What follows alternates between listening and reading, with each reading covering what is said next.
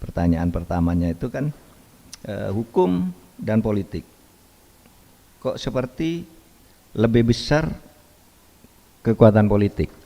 Itu dulu zaman saya. Makanya saya katakan zaman saya itu hukum kalah dengan politik. Karena energi hukum itu lebih kuat dari energi politik itu lebih kuat dari hukum. Gitu. Sekarang gimana, Pak? Mungkin sekarang lebih kalah lagi. Mungkin. Saudara, kesimpulan pertama dari kuliah saya itu kan, bahkan tadi sudah saya sampaikan, dinamika ini tidak akan pernah berhenti, akan terjadi, dan sesudah terjadi akan terjadi lagi. Nah, siapa yang bertanggung jawab? Ya kita semua. Saya kira pertanyaan Mbak Anissa ini tadi sama dengan pertanyaan yang dari Lampung tadi. Pertanyaan pertamanya itu kan hukum dan politik. Kok seperti lebih besar kekuatan politik? Itu dulu zaman saya. Makanya saya katakan zaman saya itu hukum kalah dengan politik. Karena energi hukum itu lebih kuat dari energi politik itu lebih kuat dari hukum. Gitu. Sekarang gimana, Pak? Mungkin sekarang lebih kalah lagi. Mungkin. Tapi saudara, di kesimpulan pertama saya katakan hukum itu tidak akan pernah lenyap. Demokrasi tidak akan pernah lenyap. Oleh sebab itu kalau saudara tanya, nah ini dari perkembangan studi saya ya. Coba Mbak di slide yang gambar tadi, tolong di slide-nya itu yang di nomor nih halaman 10, halaman sebelumnya dulu, nih. Nah ini, jadi gini saudara, hukum itu tidak selalu lebih rendah dari politik. Ada 3 asumsi tentang hubungan antara politik dan hukum itu. Asumsi yang pertama, hukum adalah produk politik. Kenapa? Hukum sebagai produk politik itu dalam arti peraturan perundang-undangan tadi itu, terjemahan Pancasila itu, tidak ada yang jadi sendiri, pasti merupakan keputusan politik. Nih, Undang-Undang Dasar itu keputusan politik, MPR, tap MPR ya MPR, keputusan politik, undang-undang ya perintah dan presiden, Perpu ya presiden, PP presiden, sampai peraturan desa itu kepala desa. Oleh sebab itu hukum adalah produk politik. Nah, oleh sebab itu karakter produk hukum itu, ini hasil disertasi saya ini, karakter produk hukum itu selalu ditentukan oleh politiknya. Apa? Itu digambar itu. Kalau politiknya demokratis, hukumnya pasti responsif. Kalau hukumnya demokratis, hukumnya pasti responsif. Jadi pertanyaannya, kalau saudara, siapa Pak yang bertanggung jawab penegakan hukum? Kita semua membangun agar politik itu menjadi demokratis. Nanti saya tunjukkan gambar yang begini-gini tadi, perubahan yang dinamika tadi. Apa tuh demokratis? Demokratis itu banyak sekali faktornya. Saya menghimpun demokrasi itu 16 indikator. Tapi saya pilih 3 indikator aja. Misalnya politik demokratis itu parlemennya dan parpolnya itu kuat dalam menentukan kebijakan negara. Jadi negara demokratis itu yang membuat ketentuan parlemen, pemerintah laksanakan, sehingga di situ pemerintahnya netral. Apa keputusan parlemen saya laksanakan, itu demokratis namanya. Media massa bebas, ngomong apa saja boleh. Tapi kalau otoriter yang di bawahnya itu, parlemennya lemah. Parlemen itu ada, tapi stempel aja. Dulu istilahnya apa? Rubber stamp, stempel karet saja. Presiden ingin gini, disetujui langsung. Kalau tidak disetujui, diambil alih, dibuat peraturan lain, itu hegemoni namanya. Indikator kedua otoriter tuh pemerintahnya intervensionis, suka masuk maksa-maksa, bikin proksi, bikin operasi intelijen apa-apa. DPR mau buat itu, dikirim utusan harus begini keputusannya, itu namanya pemerintah intervensionis. Lalu media massanya dikekang, dipasung, tidak boleh kamu sembarang ngomong karena media massa itu berbahaya bagi kekuasaan. Maka hukumnya akan begini nih, kalau politiknya demokratis maka hukumnya pasti responsif. Apa indikatornya? Pertama, pembuatannya partisipatif, pengadilannya independen dan imparsial. Jadi kalau hukum yang responsif itu seperti di awal reformasi, partisipatif. Semua rakyat ikut berpartisipasi menentukan aturan hukum, bahkan dibuat ketentuan cara membuat hukum gini. Muncul peraturan undang-undang tentang pembentukan peraturan perundang-undangan kan karena partisipatif. Kemudian pengadilannya independen. Aspiratif ini keputusan itu melalui agregasi yang fair. Masyarakat ingin apa? Disaring sampai ke pusat. Aspirasi. Bukan diam-diam. Kemudian limitatif. Hukum responsif itu membatasi tafsir-tafsir yang bias, ditafsirkan sendiri gitu. Pasalnya begini, tafsirkan sendiri suka-suka. Itu responsif. Banyak kriterianya responsif, banyak istilah elitis, responsif,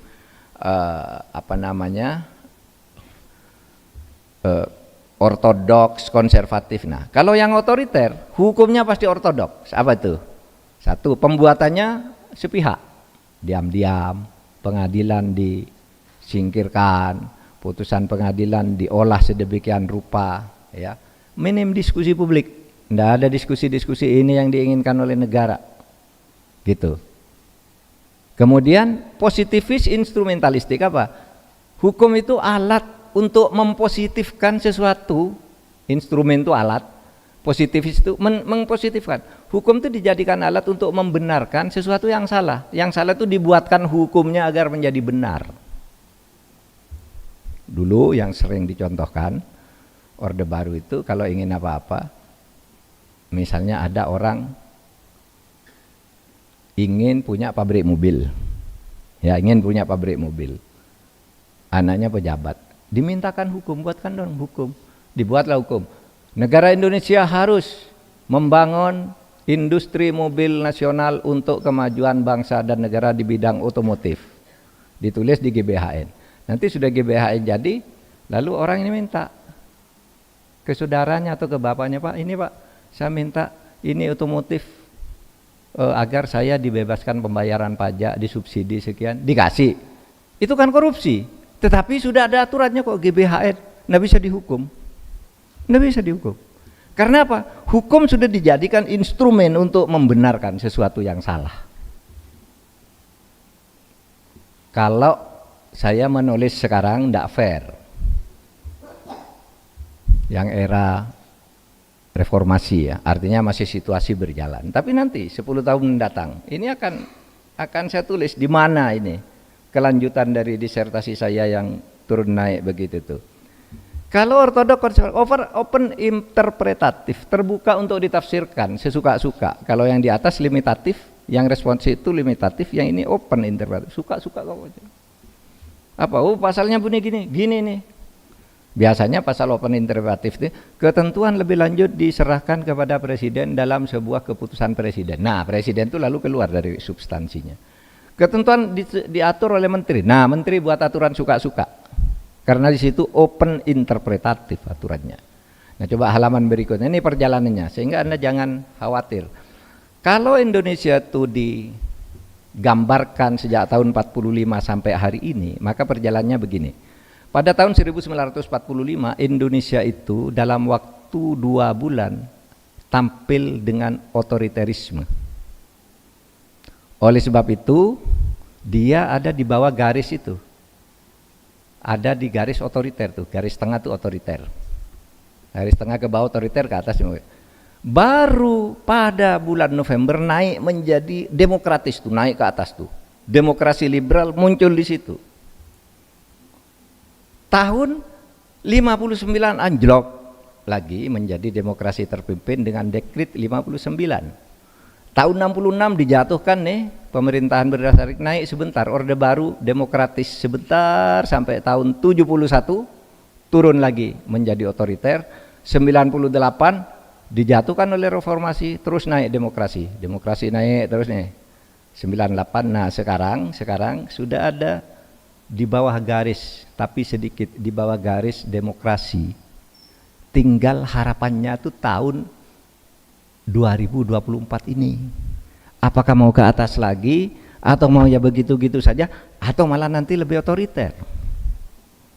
Ini yang akan terjadi. Pasti ke situ, tidak akan keluar dari gambar ini. Perjalanan itu. Tinggal apa? Yang saya ini kan adalah implementasinya aja, tinggal kekuatannya seperti apa. Sehingga tuh di situ pada saat negara otoriter hukum bagus itu, yang merah tuh hukum, yang hitam itu politik naik, hukum ikut naik. Saudara, ini setiap tahun nih ada buktinya nih, tahun sekian bukti kenaikan politik ini hukumnya seperti ini, pengadilannya seperti itu, ada di disertasi saya itu ya, tentang itu. Terus berjalan seperti itu. Nah sebenarnya metodologi itu hanya seperti itu. Saudara kalau nulis disertasi itu enggak rumit, tapi ini novelty. Enggak ada orang sebelum ini nulis kayak gini. Apa ada yang nulis sebagai novelty bahwa hukum itu berubah sesuai perubahan politik? Ada orang nulis, tapi itu kan bukan disertasi, hanya katanya, oh ini kok terjadi begini, hukumnya ikut ya. Nah, baru saya tulis. Nah, cara menjelaskan ilmiahnya ini begini. Itu namanya kalau saudara nulis disertasi itu harus ada novelty-nya, temuan-temuan barunya apa. Seperti ini, meskipun sudah tidak ada orang yang membuat kayak gini, bahwa demokratis melahirkan responsif. Siapa yang bilang? Istilah konfigurasi politik dan karakter produk hukum itu novelty saya di dalam disertasi. Tidak ada orang lain sebelumnya menulis hubungan itu dalam bentuk disertasi. Kalau cuma nulis artikel lalu kok hukum begini-gini, nah itu semua tulisan itu dikumpul, dianalisis, lalu jadi gambar sebuah ilmu, temuan baru. Nah itulah disertasi. Jangan saudara nanti datang ke Bu Sefriani, Bu saya mau nulis disertasi. Disertasi itu kan dimulai dari masalah. Apa masalahmu? Justru masalahnya Bu, saya enggak punya masalah katanya. Itu masalah. Enggak tahu cari masalah mau nulis disertasi. Disertasi itu jangan tanya masalah ke pembimbing, pembimbingnya Anda tahu juga. Masalah itu ada di otak Anda, lalu tanya ke pembimbing, Bu saya punya masalah ini, benar tidak? Kalau ditanya, apa masalahmu? Masalahnya saya tuh enggak punya masalah Bu, mau tanya ke ibu. Nah itu bukan disertasi, bukan S2, bukan magister, itu anak skripsi aja enggak boleh begitu. Masalah kok tanya ke dosennya. Ada tuh orang menulis skripsi tidak bisa mendatangi Bu, saya tidak punya masalah. Lah ya dosen tidak tahu dong, kan masalah itu muncul dari bacaan dan pengamatan, lalu muncul, loh kok begini? Nah itu masalah namanya. Gitu. Misalnya gini tadi, katanya kalau periode saat itu demokratis hukumnya responsif, saat otoriter hukumnya ortodoks. Lalu saudara tanya, Pak itu enggak benar tuh, di saat otoriter zaman Bung Karno ada undang-undang yang sangat bagus, yaitu undang-undang pokok agraria. Itu lahir di zaman otoriter, dianggap karya agung sampai sekarang. Nah yang begini harus dijelaskan secara metodologis. Pengaruh politik dan hukum ini berlaku untuk hukum tata negara dan hukum administrasi negara. Clear. Nah lalu diberi itu hukum perdata itu menjadi intervening variable namanya. Oh, ini tidak berlaku nih kalau pada hukum ekonomi, yang begini tidak berlaku karena hukum ekonomi itu tidak peduli saudara. Hukum ekonomi itu tidak peduli apakah otoriter apa demokratis, berkembang terus hukumnya karena mengikuti perkembangan internasional. Hukum internasional pun berkembang mengikuti hukum internasional. Tapi kalau ke tata negara, maaf saya tadi kan kuliah tata negara ini, negara hukum dan demokrasi. Sehingga ini dalilnya berlaku pada variabel-variabel ketatanegaraan. Ketika masuk intervening variabel pengganggu yang baru di tengah, Pak ini hukum ekonomi kok enggak? Nah penjelaskan, hukum ini berlaku pada apa yang disebut kalau disertasi saya itu menyangkut pada semua hukum yang mengandung Gezagsverhouding, hubungan kekuasaan pasti berjalan seperti ini. Nah ini namanya novelty. Nah, oke. Saudara, satu, kedua, kemudian ke depannya Pak akan lebih positif apa lebih negatif nih? Pertanyaan dari Lampung bagus.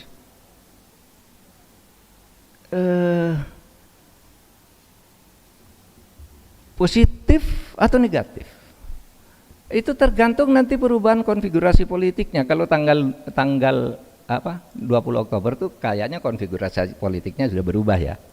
Kan kemarin konfigurasi politiknya ada KIM plus, Kabinet Indonesia Maju plus.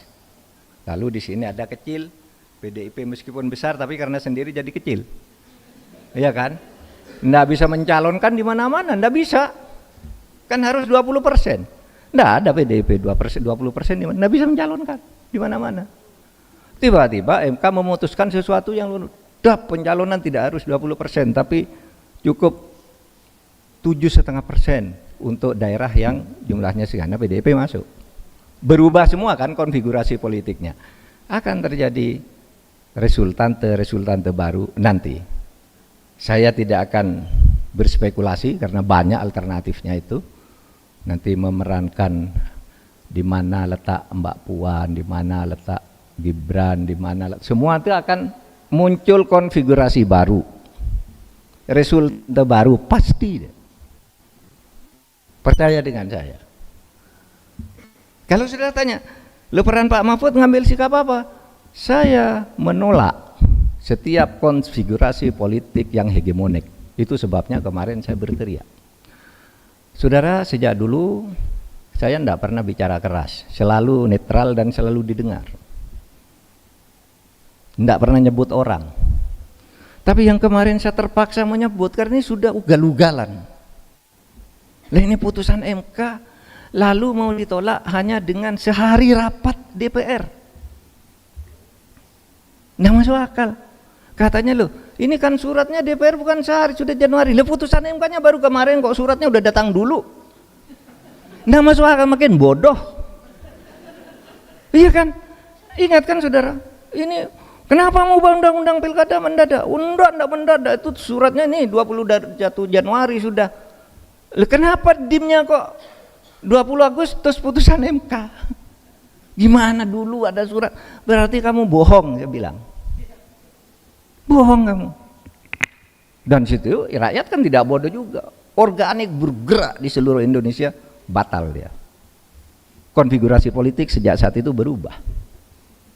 Yang tadi PDIP tidak bisa nyalon. Meskipun mungkin kalah karena dikeroyok, tapi tidak apa-apa.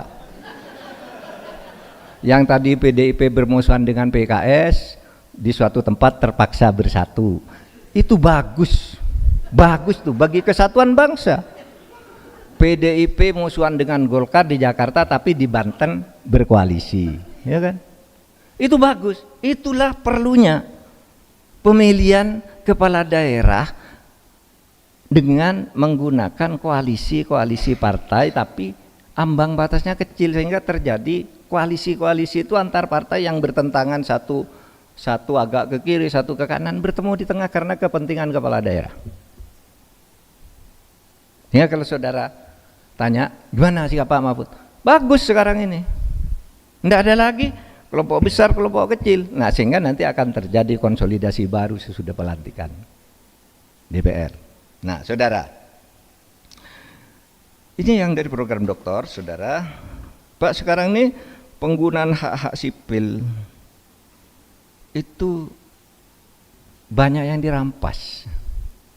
Kami dosen ini merasa tertekan. Ya, saya tadi baru sarapan pagi dengan beberapa guru besar dari UGM di SGPC.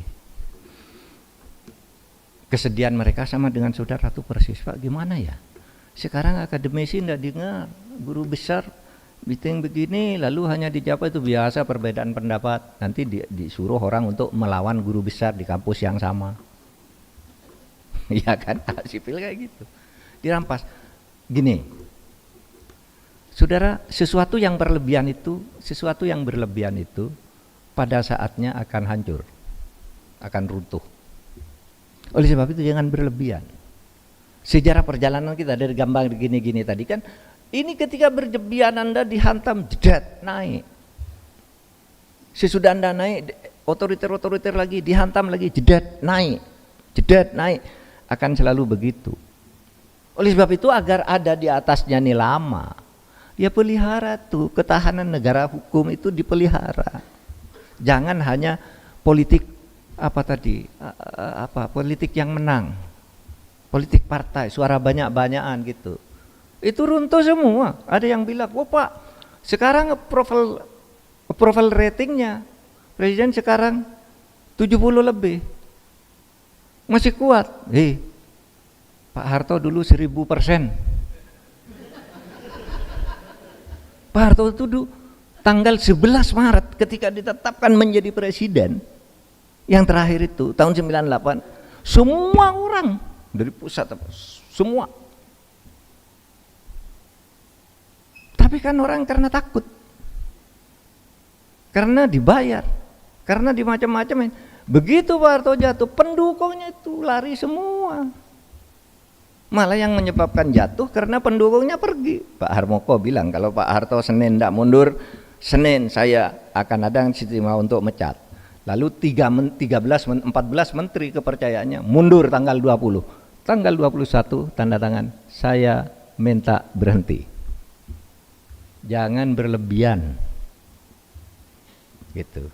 Sehingga dikelola hak-hak sipil itu supaya dikelola dengan baik. Oh, ini haknya ini diberikan, ini cara ngaturnya gini, ini tidak cukup harus dibantu gini, ini tidak cukup dijelaskan bahwa hak Anda belum. Nah gitu, kalau langsung dirampas gitu aja bahaya tuh. Akan terjadi tuh lekukan-lekukan yang tadi saya buat itu. Nah, sudah Mas Susanto tentang visi dan misi, saya kira sama ya. Visi dan misi hukum kalau kayak gini gimana sih? Masalahnya etika dan moral sekarang ini merisaukan. Ya. Milenial sekarang terjadi ketimpangan semangat. Saudara, saya katakan negara hukum itu tidak akan lenyap. Itu aja. Daya tahannya akan mungkin lemah di dalam implementasinya, periode ini lemah, tapi pada saat terjadi sesuatu orang bilang harus buat hukum yang benar, naik lagi kan. Nanti sudah lupa lagi, sesudah orang enak-enak negara hukum, pelan-pelan nih dicuri, hantam lagi, naik lagi gitu. Tidak akan pernah lemah. Artinya sebagai prinsip itu tidak akan hilang dari kehidupan kenegaraan kita. Itu yang harus kita jaga tuh, perjalanannya itu agar dinamikanya itu stabil. Itu yang harus kita jaga. Nah, kalau saya lihat dari gambar-gambar itu tadi, memang turnanya begitu. Ini saat demokratis, hukumnya bagus sekali tuh. Bagus, sampai kita punya nama-nama terkenal di era demokrasi liberal itu. Ada nama Jaksa Agung Suprapto. Tahu enggak, Jaksa Agung Suprapto itu bukan sarjana hukum. Dia pegawai tukang sapu di pengadilan. Karena zaman itu kan jarang sarjana, tukang sapu di pengadilan. Tiba-tiba dia naik pangkatnya sampai karena tidak ada orang, belajar sendiri menjadi panitera. Ketika menjadi panitera terus diangkat menjadi hakim. Nah, dialah Suprapto ini orang pertama yang menjatuhkan hukuman. Dia bukan sarjana hukum, tidak pernah sekolah. Cuma SD lah sekolahnya, kalau zaman Belandanya itu terus merdeka. Dialah hakim yang pertama kali ketika menjadi hakim menjatuhkan hukuman mati kepada penjahat. Tanpa takut, diteror dari mana, hukuman mati, jedet. Namanya siapa? Saudara coba nanti cari di Google. Namanya yang dihukum itu katil, penjahat besar. Nah, karena kehebatannya itu Bung Karno diangkat menjadi jaksa agung. Ketika dia menjadi jaksa agung, menteri-menteri yang korupsi ditangkap sama dia. Nggak usah minta presiden, nggak minta jadi presiden, enggak.